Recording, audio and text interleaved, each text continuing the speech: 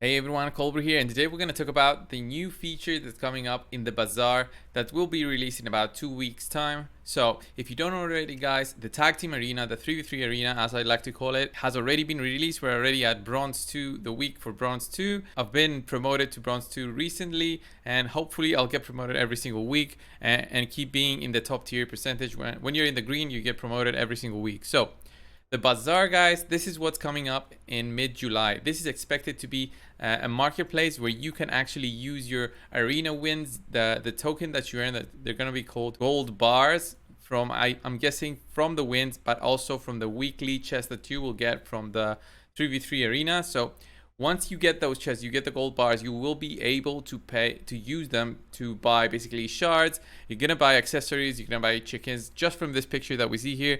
This is my guess.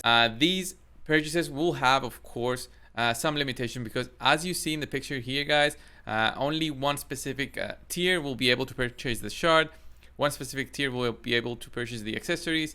And one specific tier, I'm thinking this is gold 1, will be able to purchase the chicken. So there will be limitations to players who are under gold, for example, so they are just stuck on silver or stuck in bronze. They won't be able to purchase everything in the Bazaar. So that's the first thing about the Bazaar if you didn't know already. The next thing, guys, is the most important one. I think it's going to be the introduction of sets in both rings, amulets, and banners. So this is very important, I think, for the progression of the game. It means it opens up more possibilities, more combinations. Those sets are gonna enable more players to use them both in PvP but also in the dungeons. Rings, amulets, and banners are locked basically for each faction, so this will be very similar in the Bazaar as well. So each faction will have its own rings, amulets, and banners, and those banners will be their own specific set. Depending on how many of the accessories you wear, you're going to be able to activate more percentage of the specific bonus that you get from the set. So if you go only the ring on,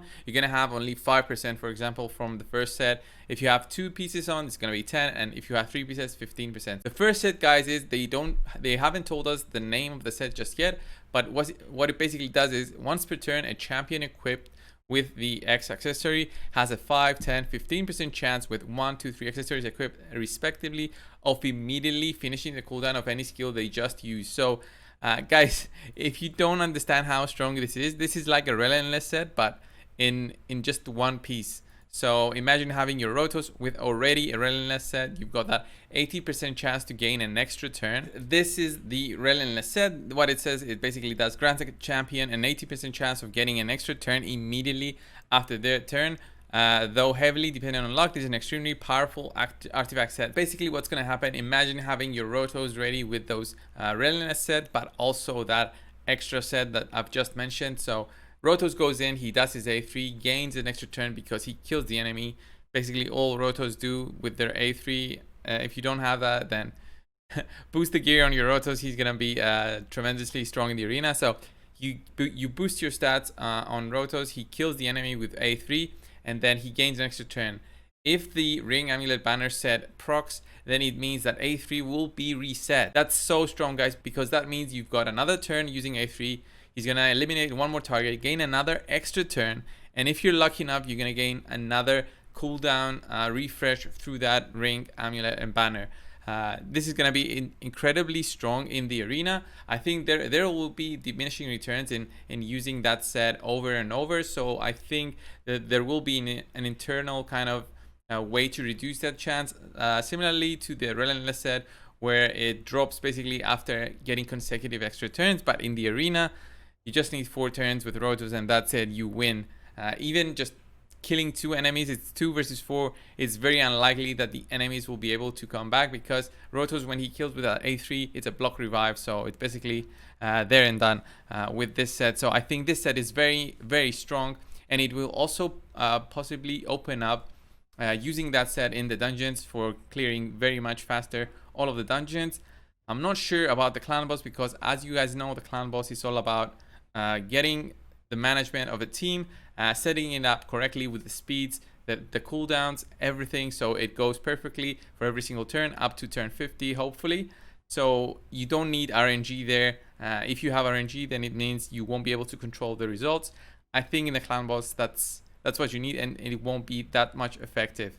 Just my opinion, unless you just use rotos in there and just go crazy with that set. So the next set I want to talk about, guys, is the other one that we've been mentioned at the start of the turn. A champion equipped with Y accessories has 8%, 16, 24 chance. So a great amount of chance actually to remove one random debuff. This is very good, especially when you have that torment against you.